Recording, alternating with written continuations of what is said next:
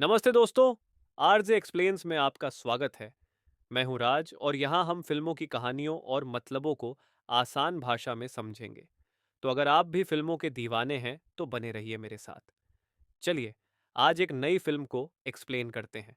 Like and subscribe करके अपनी गाड़ी का इंजन स्टार्ट करते हैं। इस वेब सीरीज की शुरू होते ही बताया जाता है कि कैसे पृथ्वी का तापमान बढ़ गया है और अब इसे वैज्ञानिक कम करने के लिए कुछ एक्सपेरिमेंट करते हैं। एक्सपेरिमेंट का नतीजा ये होता है कि पूरी पृथ्वी बर्फ से जम जाती है और ठंडी हो जाती है। उसे ठंड से बचने के लिए आविष्कार करते हैं एक ट्रेन जो कि पूरी पृथ्वी का चक्कर लगाती रहेगी और उन्हें गर्म रखेगी। इसके बाद अगले सीन में हमें दिखाया जाता है कि एक लड़की अनाउंसमेंट करने आती है। वह अनाउंसमेंट इस ट्रेन में कर रही होती है। फिर हमें दिखाया जाता है कि कैसे अंदर अपनी लाइफ सभी जी रहे हैं, जैसे कि मानो वह घर में ही हो। फिर हमें बताया जाता है कि उसे चले हुए अभी 6 साल 9 महीने और 26 दिन हो गए हैं। फिर हमें कुछ मजदूर जैसे लोग दिखाए जाते हैं जो कि ट्रेन की एक डब्बे में बंद थे।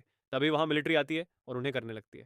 फिर वह मिलिट्री वाले आकर खाना उनको देखे चले जाते हैं, पर वह खाना बहुत थोड़ा होता है। वो बोलते हैं अब इसी में गुजारा करना पड़ेगा। फिर वह इसे बंटने लगा पड़ते हैं। उसमें से कुछ खाना वह चूहों के लिए भी रखते थे। मानो ऐसे लग रहा था जैसे कि वह चूहों को पालते थे या फिर उन्हें खाते थे। ये बाद में जाकर पता लगेगा। अगले सीन में हमें दिखाया जाता है कि वो कुछ प्लानिंग कर रहे थे, जैसे कि वह ट्रेन की अगले डिब्बे में जाएंगे। फिर उनके बीच में आपस में बहस हो जाती है। एक ग्रुप बोलता है कि अभी हम जाएंगे और दूसरा बोलता है कि पिछली बार याद है ना क्या हुआ था? जब लोग गए थे तब 52 लोग मारे गए थे और कुछ लोगों को सबक सिखाने के लिए उनके बाजू भी काट दी गई थी। तभी हमें एक बुजुर्ग व्यक्ति दिखाया जाता है जो कि अपनी कटी बाजू दिखता है। फिर आपस में वो बहस करते हैं और वह सभी जाने के लिए तैयार हो जाते हैं। सभी अपने हथियारों को उधर लगाकर तैयार हो जाते हैं। फिर से हमें इस रेडियो वाली लड़की को दिखाया जाता है जो कि एक पार्टी में थी। ऐसा लग रहा था कि वो डिब्बा अमीर आदमियों के लिए है। सब वहाँ पर अमीर आदमी थे। वहीं पर हम देखते हैं कि एक लड़की बोलती है कि मेरे को नूडल खाने हैं और मेरे को तीसरे डिब्बे में जाना पड़ेगा। एक वहीं पर एक आदमी बोलता है कि वहाँ मत जाओ, वहाँ बहुत खतरा है। पर रेडियो वाली लड़की ब्लडी अपनी दूसरी साथी को सब कुछ ठीक करने के लिए नीचे भेजती है।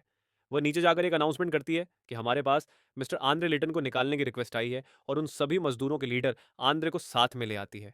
तभी हम देखते हैं कि एक डॉक्टर उसका पूरा स्कैन करता है और चेकअप करता है। चेकअप होने के बाद उसको हथकड़ी लगाकर कहीं ले जाया जाता है। उसे रोशनी से भारी डिब्बे में ले जाया जाता है, पर अंधेरे में रहने के कारण उसकी वहां पर शुरू में आंखें ही नहीं खुलती। वह ट्रेन से बाहर देखा है कि पूरा कनाडा बर्फ से जाम पड़ा है। फिर उसे वहां पर खाना खिलाया जाता है, पर भूखा होने के कारण वह अपने आप को रोक नहीं पाता और ब्रेड को देखने लगता है। ब्रेड को सॉस के साथ बड़े प्यार से खाता है। इतना स्वादिष्ट खाना जैसे उसने आज से पहले कभी ना खाया हो। फिर एक मिलिट्री वाला जिसका नाम रोश लीड ब्रेकमैन था, वो उससे पूछता है कि तुम डिटेक्टिव थे ना, यहाँ एक कत्ल हुआ है, तुम्हारी मदद चाहिए। फिर आंतरिक बोलता है कि डिटेक्टिव तो तुम हो। फिर वो उसे सच्चाई बताता है कि यहाँ पर आधे से ज़्यादा तो फर्जी के डिटेक्टिव है, कुछ सोकर प्लेयर हैं, कुछ प्राइवेट आर्मी से हैं। फिर वो उनसे और शुभ मांगता है, पर वो उसे बॉडी दिखाने ले जाते हैं। फिर हमें इस मजदूर के डिब्बे को दिखाया जाता है कि वहाँ पर आंतरिक की पत्नी और उसका बच्चा आपस में बात कर रहे होते हैं, पर वो बताती है कि आंद्रे ज़रूर वापस आएगा। फिर अंदर जाकर बॉडी देखा है, वो बोलता है कि यहाँ तो बहुत खतरनाक काजल छुपे हुए हैं। ये बॉडी किसी शान नाम के लड़के की थी जो कि एग्रीकल्चर में काम में था। फिर वो पूछता है कि इसकी बॉडी किसने देखी? वो बताती है कि एक टनल पहनने से देखा। फिर वो पूछता है कि फोरेंसिक की क्या सुविधा है तुम्हारे पास? यहाँ फिर वो बताती है कि मैं ऐसा कुछ नहीं है, पर हमारे पास कुछ साइंटिस्ट है। फिर आंद्रे उनकी मदद करने से मना कर देता है और वहाँ से बाहर आ जाता है। पर ये उसे पुलिस वाले को अच्छा नहीं लगता, वो उसे करने लगता है। तभी वहाँ पर उसका सीनियर आ जाता है।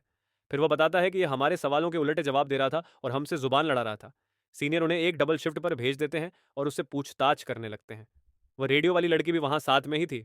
वह उसकी वास उनके पहचान जाता कि वही रेडियो वाली लड़की है जो कि रेडियो पर ज़रूरी सूचनाओं प्रसारित करती है।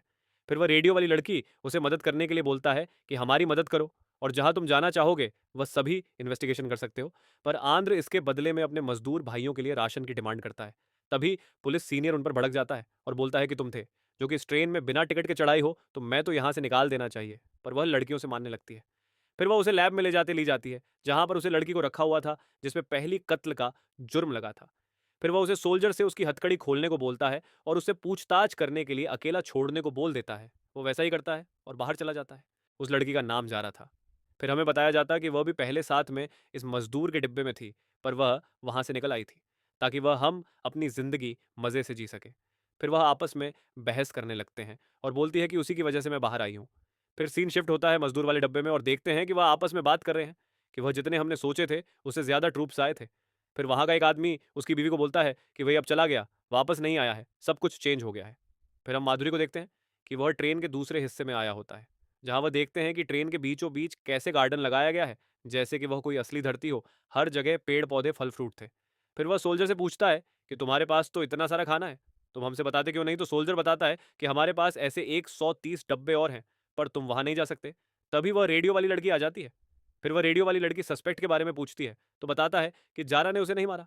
फिर वह समझ जाता है कि कुछ तो है, कि जो तुम मुझे नहीं बता रही और मेरी मदद पाने के लिए इतना उतावला हो रही हो। फिर वह उसे बताती है कि यह खाना ज्यादा नहीं है, यहाँ सब कुछ बैलेंस में चल रहा है। फिर वह बताती है कि बिलफर्ड को तुम्हारी जरूरत है और तुमने खाने की। बिलफर्ड वही है जिसकी यह ट्रेन है। फिशिंग शिफ्ट होता है और हमें मजदूरों की डिब्बी को दिखाया जाता है, जिसमें वह एक बूढ़े आदमी का जन्मदिन मना रहे थे, जो कि 84 साल का हो गया था। फिर सभी उसे उसकी विश पूछते हैं, पर वह फोन के साथ प्राइवेसी बोलता है। फिर उसे सब लोग फोन के साथ अकेला छोड़कर बाहर चले आते हैं। वह अपनी और अपनी बीवी के साथ पुरानी फोटो को देखा है और रोने लगता है। फिर हमें रोने की आवाज़ सुनाई देती है। वह मजदूरों के डब्बे से आ रही थी। वहां सभी रोने लगे थे, क्योंकि जिस बुजुर्ग का जन्मदिन अभी सेलिब्रेट कर रहे थे, उसने गले में फंदा लगाकर आत्महत्या कर ली थी। फिर सीन शिफ्ट होता है और हमें दिखाया जाता है कि एक लड़की पानी में तैर रही है और वहां से कुछ इकट्ठा कर रही है। फिर वह लड़की बाहर आ जाती है और रेडियो वाली लड़की से बात करती है और वह दोनों साथ में ड्रिंक लेती है। फिर वह उसे बताती है कि वह निक्की जिनी को उसे दूर से बाहर निकल रही है, यानी वही है जिस पर कत्ल का इल्जाम था, और वह 2 साल से फ्रीजर के अंदर थी। वह उसके बाहर निकलने पदों से संभालने के लिए बोलता है और बाकी वह सब खुद संभाल लेगी। ट्रेन के अंदर सभी गुस्सा थे। वो बोल रहे थे कि जैसे ही वह आंद्रे को लेकर जा रहे थे, तभी उन्हें ट्रूप्स पर हमला कर देना चाहिए था। फिर वहां सभी वापस लड़ने के लिए तैयार हो जाते हैं। वहां पर एक बुढ़िया को आगे करते हैं, जो कि इमरजेंसी का नाटक करती है। फिर वह सोल्जर वहां का दरवाजा खोलने की परमिशन लेने के लिए फोन करते हैं। फिर सोल्जर अंदर आ जाते हैं और बॉडी देखने लगते हैं, पर वहां पर बॉडी नहीं होती है। दूसरा बंदा उस मरे हुए बुजुर्ग की जगह लेट होता है और वह उन पर हमला कर देता है। वहां पर लड़ाई चढ़ जाती है। तभी वहां पर और सोल्जर आ जाते हैं और उन्हें करने लगते हैं। हर तरफ खून ही खून था। दूसरी तरफ आंद्रे भी वहां जाने के लिए बोलता है, पर वह सोल्जर का हेड उसे मना कर देता है। दूसरी तरफ अभी भी लड़ाई चल ही रही होती है। हम देखते हैं कि वह लड़ते लड़ते एक सोल्जर का हाथ काट देते हैं। एक छोटा सा बच्चा आता है और उसे हाथ को उठा के सिक्योरिटी एक्सेस से दरवाजा खोल देता है और दूसरी तरफ और सोल्जर खड़े होते हैं। फिर हमें रेडियो वाली लड़की को दिखाया जाता है कि वह भी इमरजेंसी अलार्म सुनकर नीचे आ जाती है। पर अब मजदूरों ने एक सोल्जर को अपना होस्टेस बना लिया था। फिर आंद्रे बोलता है कि मैं उसे बचा सकता हूँ, मैं जाकर उनसे बात करूंगा तो वह मान जाएंगे। वह आंद्रे को 3 मिनट का टाइम देकर अंदर भेज देते हैं। फिर वह उनसे बात करने लगता है, पर आप वह भी उसे धोखेबाज समझ रहे थे। वह उसे अंदर आने से मना कर देते हैं, पर वह फिर भी धीरे धीरे अंदर जाता रहता है। वह देखता है कि हर तलाशी हिलाशी थी और वह मजदूर हथियार लेकर दूसरी रेडियो वाली लड़की को कब्जे में लेकर खड़े थे। फिर वह आपस में बात करते हैं कि वह बुजुर्ग आदमी जो थे, उन्होंने आत्महत्या कर ली है और उसके बाद यह सब शुरू हुआ। फिर वह उन्हें भरोसा रखने के लिए बोलता है और वह भी मान जाते हैं। पर वह उसे रेडियो वाली लड़की को मुक्का मार के बेहोश कर देता है और अपने साथियों को सरेंडर करने के लिए बोलता है। बहुत आता है कि हमें तुम्हारी ज़रूरत है और हम ऐसा करके ही इस ट्रेन पर कब्जा कर सकते हैं। बस उन्हें फ्रीज़र में बंद करेंगे, बाकी का आंद्रे कुछ संभाल लेगा। पर जैसे ही वह उसे पहले रेडियो वाली लड़की से बाहर आकर बात करता है, तो वह उसे बताती है कि इसके लिए अलग सज़ा है। पर वह जैसे तैसे उसको मना लेता है। फिर हमें दिखाया जाता है कि वह रेडियो वाली लड़की वापस अपने कमरे में आ जाती है और कपड़े चेंज करके इंजन की तरफ जाती है और अपनी कुर्सी पर बैठकर आराम से खाना खाती है। फिर वहां पर नाम की लड़की से बात करती है कि कल का ट्रैक मुश्किल होने वाला है, और इसी तरह पहला एपिसोड खत्म हो जाता है।